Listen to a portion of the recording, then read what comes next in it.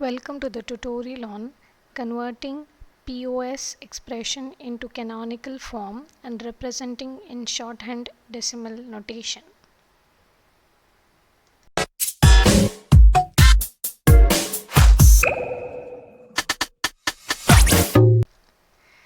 In this tutorial, we will try to convert a POS equation into a canonical form using the Boolean algebra. So the procedure is to identify the missing variable in each OR term. Second, we need to OR the missing terms and its complement with the original OR terms. For example, we have f of x comma y comma z, which is equal to x plus y bar. So you can see that z is the missing variable, and we know that z into z bar is equal to 0. So we can write the equation as f of x comma y comma z to be equal to x plus y bar plus z into z bar.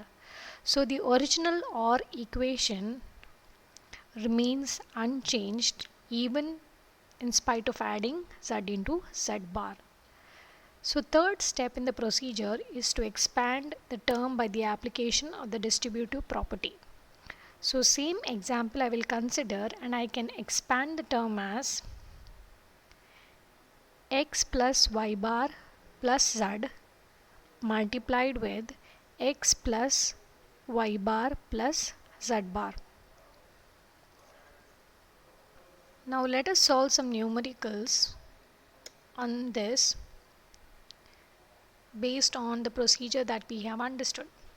So here is an example which says t is equal to f of a comma b comma c, which is equal to a plus b bar multiplied with b bar plus c.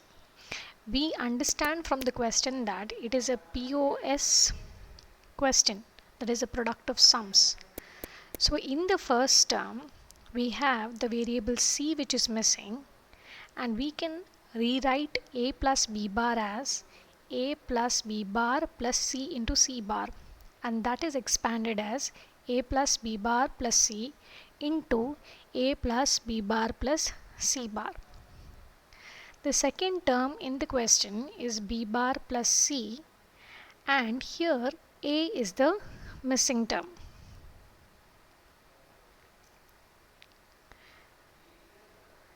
So we can add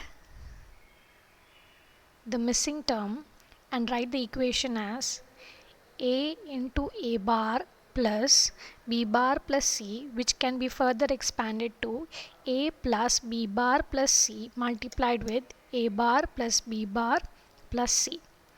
So the function t will be the addition of the first term and the second term that we have obtained. If you look at the final canonical form or the standard form, we have the term a plus b bar plus c, which is common, and that equation is equivalent to a plus a to be equal to a. So just eliminating one of them, we can write the final expression as a plus b bar plus c into a plus b bar plus c bar into a bar plus b bar plus c. So this is the final canonical expression or the standard equation for the numerical. Now, if we want to convert the canonical equation in terms of the max term, what we need to do is we need to represent the binary number 1 to be a complemented variable and binary number 0 to be an uncomplemented variable. So for example, if we consider a variable a, so binary 1 will be a bar, binary 0 will be a. So considering the same example as above, I can write this in terms of max terms as 0, 1, 0, 0, 1, 1 and 1, 1, 0.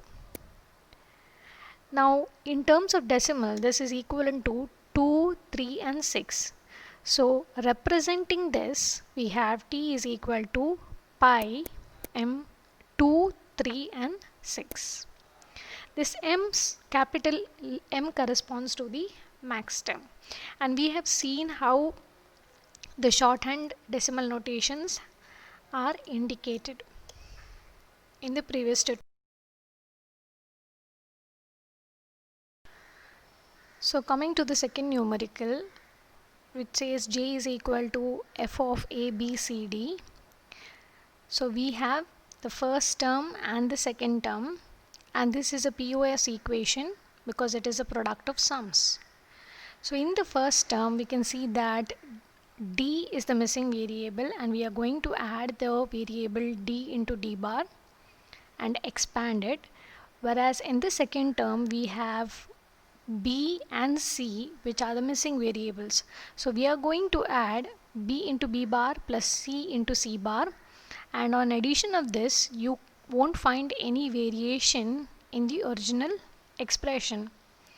Now to split the term, how we split is, if it is a single variable, it's very easy. We know that we need to represent this in terms of d and then d bar, as in the case of the first term.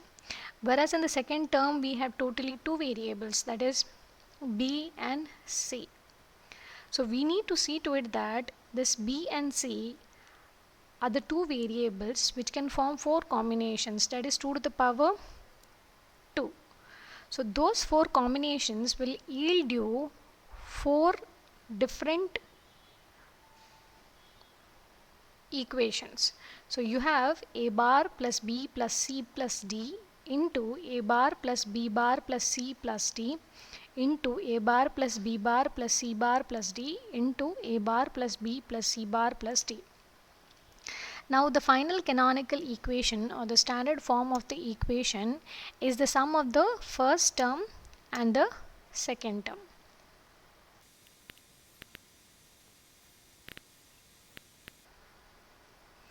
Now to convert this particular equation, that is the POS equation, in terms of max terms, what we need to do is we need to assign variable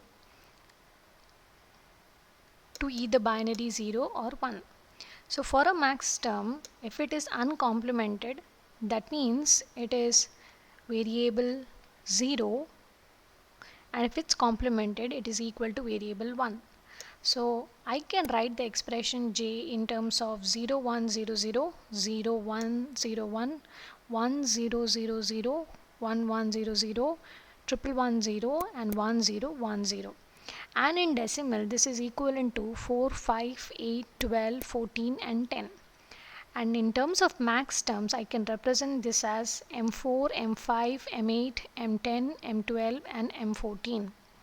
When I represent this expression in the form of shorthand decimal notation, I need to include the term pi because it is a max term. In some of the cases, they do include a subscript capital M, whereas in some cases they may not. But what is important is that to indicate the sign pi for max terms.